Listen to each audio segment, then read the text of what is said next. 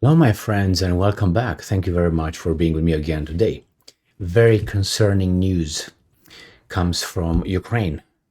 A colonel was found dead. A security service, Ukrainian security colonel, was found dead, shot in the head. I wonder if Zelensky killed him. Was this colonel somehow against Zelensky or not? I think I know. Maybe he was not a supporter of Zelensky. That's unfortunate. I'm sorry, but this is this kind of rogue regimes, like Putin's regime, when someone commits a suicide or tries to fly or an accident, must be Putin. Well, this guy shot himself in the head. Must be Zelensky. We're not going to use the same logic here.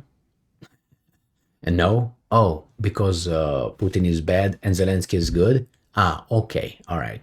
So let me read you this beautiful article here. Beautiful in a way that is an example how these guys look at a possible suicide or maybe a murder without even mentioning, for good reason, Zelensky or anybody else, because there's no connection as far as we know.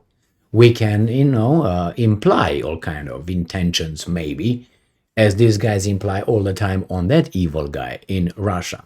And again, I'm not defending anybody here. I'm just showing you how these guys here just reach conclusions and vomit them in the media towards us without the evidence. They just, assumptions. Must be. Why? Because he looked different today. All right, this is the article coming from Ukrainska Pravda. Ukrainian Security Service colonel found dead in his office in Kiev. Office, not even at home. So who could have killed him in his office? Who? Is this or no? Is this or is not this? Is this? Is not this? All right, August 28, 2023.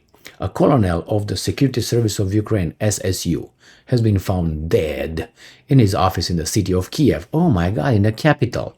Wow, it's not, it must be Zelensky. What do you think? You see, this is the way these guys imagine the shoe would be in another foot or whatever they call it. And let's say would be in Moscow, a colonel from the intelligence. I guarantee you're going to the shoe fits the other foot. Is that what it is? I think so. Whatever. English, my 15th language.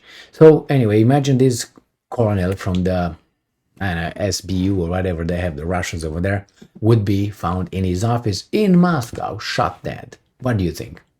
Oh my God, you would hear this. That's an insurrection over there. The intelligence community, the security services are fighting with the government. That's what you're gonna hear. Putin ordered his killing. 99% certain that's the way the media will be vomiting here, and you will hear it, and you agree with that because you've seen it before. You've seen it before. We know that Putin killed Prigozhin, didn't we? With no evidence. I have an article here with an idiot at Fox News who says we all know. Yeah, really? Like again, that what's her name? Republican candidate Haley, whatever her name is.